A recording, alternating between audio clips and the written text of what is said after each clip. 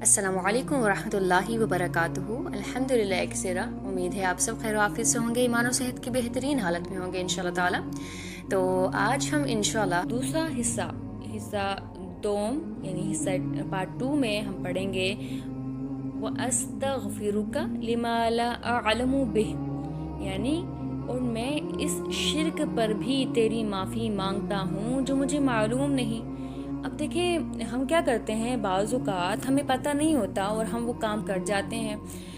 جیسے دیکھیں ہم چونکہ ہمارے شعور میں نہیں ہوتا، ایک نمبر 1 شعوری طور پہ شرک نہیں کرنا، اور دوسرا لا شعوری طور پہ بھی جو شرک ہم کر جاتے ہیں تو اس کے لیے ہم معافی مانگتے ہیں رب تعالیٰ سے۔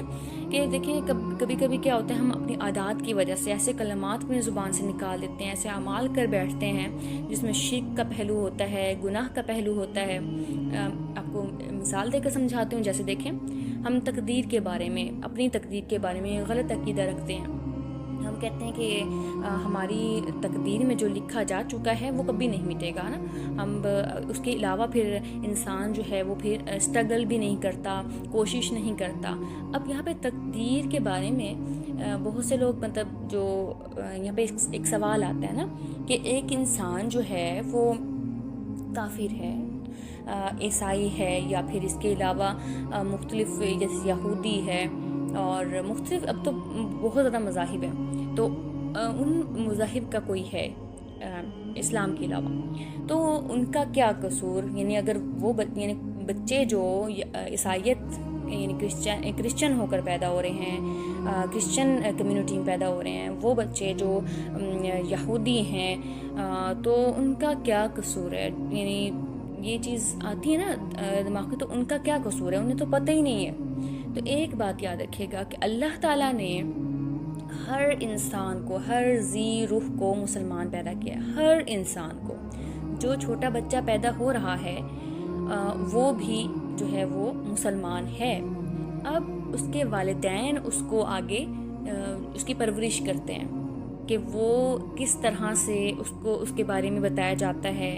جیسے ہم اگر مسلمان ہیں تو یعنی بائی برتھ جو مسلمان ہے اس کو شروع دن سے سکھایا جاتا ہے، شروع دن سے بتایا جاتا ہے کہ اللہ ایک ہے، اسے بتایا جاتا ہے کہ اللہ تعالیٰ کہاں ہے، اور رسول اللہ صلی اللہ علیہ وسلم کے آخری نبی ہونے پر جو ہے وہ بات کی جاتی ہے اور انہیں شروع دن سے چیزیں سکھائی جاتی ہیں۔ اسی طرح سے مختلف مذاہب کے لوگ اپنے بچوں کو اسی طرح سے سکھاتے ہیں۔ اب یہاں پہ ایک سوال پیدا ہوتا ہے کہ ان کی تقدیر میں کیا لکھا جا چکا تھا کہ وہ عیسائی ہوں گے؟ کیا ان کی تقدیر میں یہ لکھا جا چکا ہے کہ وہ یہودی ہوں گے؟ تو اگر یہ چیز لکھی جا چکی ہے تو اس میں انسان کا تو کوئی قصور ہی نہیں ہے، یہ تو پہلے سے ہی طے تھا کہ ایسا ہی ہوگا۔ نہیں، تقدیر جو ہے وہ 2 طرح کی ہوتی ہے۔ ایک تقدیر جو ہے نا وہ ہوتی ہے یعنی جو پرماننٹ ہے، اس میں آپ کو صرف یہ پوائنٹ بتا دیتی ہوں، ویسے یہ جو ہے وسیع ٹاپک ہے، آپ کو جسٹ ہنٹ دیتی ہوں کہ ایک تقدیر مطلق ہے، یعنی کہ وہ تقدیر جو بدل نہیں سکتی۔ یعنی کہ ہمارا ایک انسان، ایک بچہ جو پیدا ہوتا ہے، اس کی پیدائش کا دن، اس کے جو ہے وہ فوت ہونے کا دن، اور نمبر 3 اس کے جو ہے وہ نکاح کا دن، یہ 3 دن جو ہے وہ مقرر ہے نا تقدیر کے لحاظ سے، تو یہ بدلتے نہیں ہیں انسان کی لائف میں۔ یہ تقدیر مطلق ہے، جو ہماری قسمت کے فیصلے ہو چکے ہیں، ہمارا نام کیا رکھا جائے گا اور ایچ اینڈ ایوری تھنگ۔ اب آ جاتے ہیں ایک دوسرے ٹائپ کی جو تقدیر ہوتی ہے، اس میں کیا ہوتا ہے کہ وہ تقدیر بدلی جا سکتی ہے، دعاؤں سے تقدیر بدلی جا سکتی ہے۔ یہ ایک حدیث کا مفہوم ہے، تو دعاؤں سے تقدیر بدلی جا سکتی ہے۔ تو یہ جو کنسیپٹ ہے کہ ایک انسان جو ہے وہ اگر مختلف مذہب میں پیدا ہوا ہے تو اس میں اس کا کیا قصور ہے؟ دیکھیں اللہ نے انسان کو اشرف المخلوقات کہا ہی اس بیس پہ ہے کہ اس کے پاس عقل ہے۔ جب وہ بچہ، چلیں وہ چھوٹا بچہ ہے، اس کو جیسے ٹریٹ کیا گیا وہ ویسے ہی اس کی پرورش ہوئی، ویسے ہی وہ بڑا ہو گیا۔ اب جو جوان ہو گیا تو اب اس کا جو ہے نا وہ اپنی ہر چیز کا حساب اس نے خود دینا ہے نا، تو اب وہ بڑا ہو گیا، اس کے پاس عقل ہے، اللہ نے عقل دی ہے، وہ اپنی عقل لگائے، وہ پڑھے، وہ تمام مذاہب کی اسٹڈی کرے، سمجھے، اور اس طرح سے موسٹلی ماشاءاللہ بہت سے لوگ ایسے ہیں جو اسٹڈی کرتے ہیں اور وہ مسلمان ہو جاتے ہیں۔ کیوں؟ کیونکہ انسان اسٹڈی کرتا ہے اس چیز کو، اور یہ تمام چیزیں جو ہے وہ پھر یعنی لکھی ہوئی ہیں، یعنی وہ پڑھتا ہے، سمجھتا ہے، تو یہ پڑھنے اور سمجھنے کا جو یعنی جو فہم ہے نا رب تعالیٰ نے ہر انسان کو دیا، وہ کوشش کرے۔ انسان کے حصے میں بھی تو ایک پوائنٹ ہے نا کہ وہ کوشش کرے، وہ کوشش کرتا ہے، رب تعالیٰ جو ہے اس کو کامیاب کر دیتے ہیں۔ تو بہت سے لوگ ایسے ہیں جنہوں نے کوشش کی ہے، بلکہ یعنی اینٹی قرآن لکھنے کی بھی کوشش کی ہے۔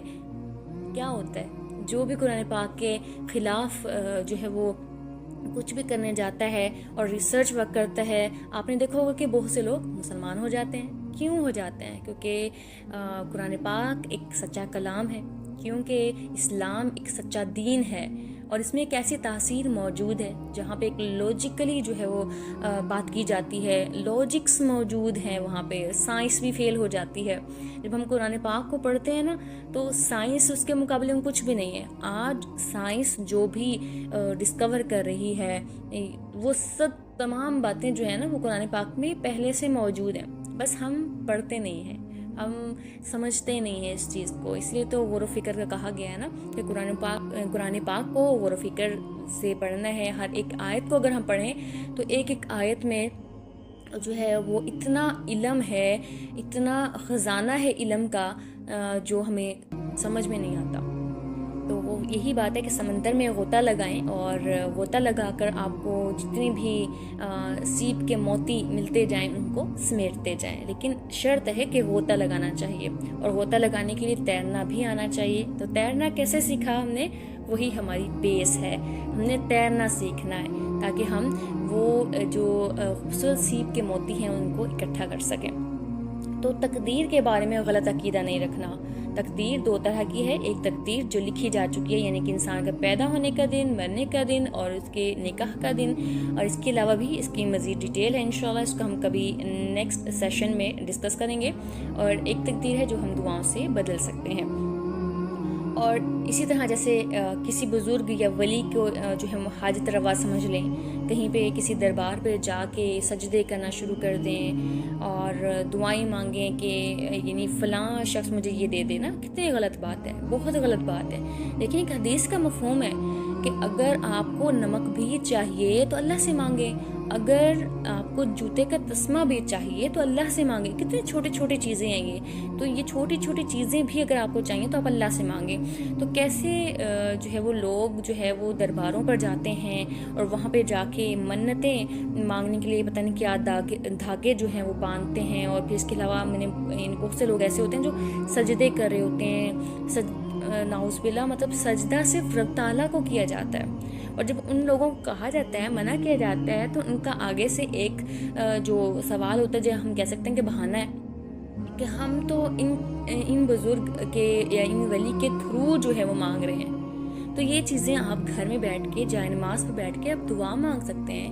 وسیلہ انسان اپنے نیک اعمال کا بھی دے سکتا ہے نا، دیکھیں وسیلہ 3 چیزوں کا ہم دے سکتے ہیں، تو اس میں ایک نیک اعمال بھی ہے۔ تو ہم کہہ سکتے ہیں کہ رب تعالیٰ ہم نے جب کبھی، کیونکہ ہمیں نہیں پتا کہ ہم نیک اعمال جو کر رہے ہیں وہ بھی نیک اعمال ہیں بھی یا نہیں ہیں، تو خالص نیت سے ہیں یا نہیں ہیں، بس وسع تو نہیں آ گیا تھا، تو ہم کیا کر سکتے ہیں؟ ہم دعا کر سکتے ہیں کہ یار اب ہم نے اپنی زندگی میں جو نیک اعمال کیے ہیں اور وہ اعمال جو قبولیت کے درجے پر پہنچے ہیں، یا رب ذوالجلال ہمیں ان نیک اعمال کے وسیلے سے جو ہے وہ فلاں چیز جو ہے وہ عطا کر، یعنی جو چیز آپ کو چاہیے۔ تو آپ رب تعالیٰ سے ڈائریکٹ کیوں نہیں مانگ سکتے؟ آپ کو کیوں ضرورت ہے کسی ایک سورس کی کہ اس کے تھرو آپ نے پہنچنا ہے، اور وہ بھی ایسا سورس جو کہ ثابت ہی نہیں ہے کسی بھی، یعنی ایک ایسا ہے نا، دیکھیں آپ نیک لوگوں کا بھی جو ہے وسیلہ دے سکتے ہیں، لیکن اس کا مطلب یہ نہیں ہے کہ آپ ان کے سامنے جو ہے وہ سجدے کرنا شروع کر دیں، آپ ان کے یعنی قبروں پہ جو ہے وہ جا کے دعائیں مانگیں ان سے کہ آپ مجھے کچھ دے دیں۔ تو یہ چیزیں غلط ہیں۔ مانگنا ہے تو رب تعالیٰ سے مانگیں۔ اگر آپ نے مانگنا بھی ہے کہ نہیں ہم نے کسی بزرگ یا کسی ولی کے تھرو ہی مانگنا ہے، تو آپ ان کا واسطہ وسیلہ آپ بنا سکتے ہیں اس کے تھرو، لیکن کوشش کریں کہ رب تعالیٰ کے اسم الحسنہ ہے نا، یا ذوالجلال والاکرام، اور اس کے علاوہ بھی رب تعالیٰ کے اسم الحسنہ ہیں جن کے تھرو جو ہے وہ آپ دعا کرتی ہیں تو وہ ڈائریکٹ قبولیت کے درجے پہ جاتی ہیں۔ اس کے علاوہ آپ لوگوں کے نیک اعمال ہیں، اور اسی طرح جیسے توہمات ہیں، ہم کہتے ہیں نا کہ جیسے سفسٹیکیٹڈ چیزیں ہیں، سپرسٹیشیس چیزیں ہیں، بدشگونی جو ہم لے رہے ہوتے ہیں، جادو وغیرہ، ہر چھوٹے معاملات پہ ہم کہتے ہیں کہ کسی نے مجھ پر جادو کروا دیا، ہر چھوٹی بات پہ اگر کوئی بیمار ہو گیا ہم کہتے ہیں کہ ہمیں پتہ ہے کہ نظر بد برحق ہے، لیکن پھر بھی چھوٹی چھوٹی باتوں پہ ہم کہتے ہیں نظر لگا دی ہے ہر کسی نے نا، یعنی فلاں شخص نے نظر لگا دی ہے مجھے، تھوڑی سی ترقی ہونا شروع ہوئی ہے تو آپ کو تھوڑا سا وہاں پہ یعنی یا نقصان ہوا ہے یا کچھ بھی، تو ہم ڈائریکٹ دوسروں پہ حملہ کرنے جا رہے ہوتے ہیں کہ فلاں نے مجھ پر جادو کیا ہے، فلاں نے مجھے نظر لگائی ہے. اور پھر ہم بدشگونی کو اگر دیکھیں تو اس میں آ جاتا ہے کہ جیسے راستے بلی راستہ کاٹ گئی ہے تو برا ہوتا ہے، اور اس کے علاوہ جو ہے وہ جیسے کوئی کانچ ٹوٹ جائے تو اچھا ہوگا، اگر گھر میں کوئی گھر کے منڈیر پر جو ہے وہ کوا بولے تو ہم کہتے ہیں کہ کوئی مہمان آئے گا، تو یہ ساری بدشگونی ہے. اگر ان بدشگونیوں پہ اور یہ چھوٹی چھوٹی باتوں پہ یہ کہنا کہ جادو ہو گیا، جادو کر دیا اس نے مجھ پر، یقین اگر رکھا جا رہا ہے تو دیکھیے گا کہ یہ بھی شرک کے دائرے میں آتا ہے. کیسے آتا ہے؟ لیکن یہ لا علمی میں ہمیں کام کر رہے ہوتے ہیں، ہم اپنے جو ہے وہ لا علمی میں ہمیں اس چیز کا شعور ہی نہیں ہے کہ یہ جس باتیں ہم کر رہے ہوتے ہیں تو اس میں بھی شرک کا فیکٹر آتا ہے. کیسے فیکٹر کیا ہے؟ یہ کہ ہم جب کہتے ہیں نا کہ بلی نے راستہ کاٹ دیا اور تو سمجھیں کچھ غلط ہوگا، یہ جو ہم کام کرنے جا رہے تھے یہ اچھا نہیں ہوگا، تو آپ کو اللہ پہ یقین نہیں ہے، آپ کو اس بلی پر نعوذ باللہ یقین ہے کہ اس نے کر دیا تو بس راستہ کاٹ کیے تو ہمارا کام خراب ہو جائے گا. آپ دیکھیں جب ہم کہتے ہیں کہ جی فلاں نے جو ہے وہ یعنی کانچ ٹوٹا تو اچھا ہوگا، یعنی کانچ کے اندر تو خود اتنی سخت نہیں تھی، وہ تو ٹوٹ گیا، اور ہم کہتے ہیں کہ فلاں کی وجہ سے تو یعنی اس کام کی وجہ سے ہماری زندگی میں بڑی خوشحالی آئے گی، چاہے آپ کے خود کے اعمال ایسے ہوں بھی نہ. تو ان چیزوں پر یقین رکھنا، اور یہ جو فیکٹر ہے نا جادو والا کہ ہر چھوٹے آپ کوئی بھی کام کریں، آپ کو کچھ بھی ہو گیا تو آپ ڈائریکٹ دوسروں پہ تہمت لگا رہے ہوتے ہیں، بہتان لگا رہے ہوتے ہیں کہ فلاں نے مجھ پہ جو ہے وہ جادو کر دیا. آپ بہت بڑی غلطی کر رہے ہوتے ہیں. بہتان لگانا بہت بڑا گناہ ہے، بہتان لگانا بہت بڑا گناہ ہے، اس بات کو یاد رکھیے گا. تو یہ باتیں، ان باتوں سے پرہیز کریں، ان سے بچیں. اللہ تعالیٰ نے اپنا کلام دیا ہے قرآن مجید، اس کے علاوہ ہمیں جو ہے وہ یعنی دوسرے طریقے بتا دیے ہیں. رسول اللہ صلی اللہ علیہ وآلہ وسلم نے کوئی بھی مشکل آئے تو نماز پڑھے نا. جب رسول اللہ صلی اللہ علیہ وسلم کو محسوس ہوتا تھا کہ کوئی بھی مشکلات آتی تھی تو رسول اللہ نماز کی طرف لپکتے تھے، نماز پڑھا کرتے تھے. اب نماز دیکھیں 5 نمازیں تو فرض ہے نا، اس کے علاوہ نماز پڑھنا، یعنی جب کوئی مشکل آ رہی ہے تو کیا کریں؟ وضو کریں اچھے سے اور جا کے 2 نفل ادا کریں اور رب تعالیٰ سے دعا کریں وَاسْتَعِينُوا بِالصَّبْرِ وَالصَّلَاةِ کہ اللہ یعنی آپ نے مدد مانگنی ہے تو صبر اور نماز سے جو ہے وہ یعنی مدد مانگے. نماز سے صبر مانگنا کیسا ہوتا ہے؟ نماز سے صبر مانگنا یعنی ہم اللہ سے جو ہے وہ بات کر رہے ہوتے ہیں. جب ہم اللہ سے بات کرتے ہیں تو ظاہر سی بات ہے اپنی مشکلات رب تعالیٰ کے سامنے رکھ رہے ہوتے ہیں. آپ سوچ سکتے ہیں اتنی بلند ذات، اس کے سامنے جب ہم اپنی مشکلات رکھیں گے تو آپ کو کیا لگتا ہے کہ وہ حل نہیں ہوں گے؟ یہ یقین اور یہ توکل کی بات ہے. اگر آپ کا یقین پختہ ہے، آپ کا توکل مضبوط ہے، آپ توکل کے درجے پہ پہنچ چکے ہیں تو آپ کے سارے معاملات سیدھے ہو جائیں گے. آپ کے مائنڈ سے تمام سپرسٹیشیس باتیں اور یہ تمام جو یعنی غلط تہمات دماغ میں آ جاتی ہیں، خلافاتی دماغ پتہ نہیں کیا کیا مائنڈ میں جو ہے وہ کہہ سکتے ہیں کہ یہ جو شیطان ہے پتہ نہیں کیا کیا وسوسے ڈالتا ہے، تو ان سے ہم بچ جائیں گے انشاءاللہ. تو یہ جو حصہ ہے وہ ہمیں لا علمی میں ہونے والے ایسی غلطیوں پر بھی اللہ سے مغفرت مانگنے کی تلقین کرتا ہے.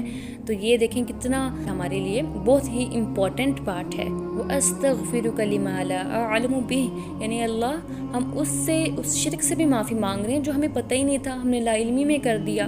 آج کے لیے اتنا ہی. السلام علیکم ورحمۃ اللہ وبرکاتہ.